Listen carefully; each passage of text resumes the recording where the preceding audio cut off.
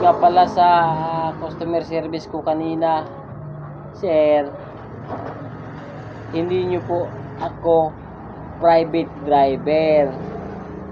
Binayaran nyo lang po ako sa paghatid ko sa inyo. Dapat intindihin nyo rin yung mga MC Taxi kasi may pamilya din yan naghihintay sa amin. Nagmamadali ka. Eroplano nga, nata-traffic. Dito pa kaya, nasa kalsada tayo. Dapat intindihin nyo naman. Dapat, kung ayaw nyo malate, dapat maaga kayo mag-book.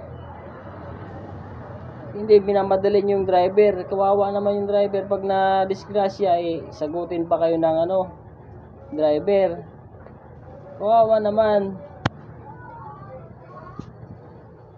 Sana mapanood mo ito, sir. Sa mga customer dyan na laging nagmamadali, mag-book kayo ng maaga para hindi kayo malate. Yun lang po. Sana matauhan po kayo.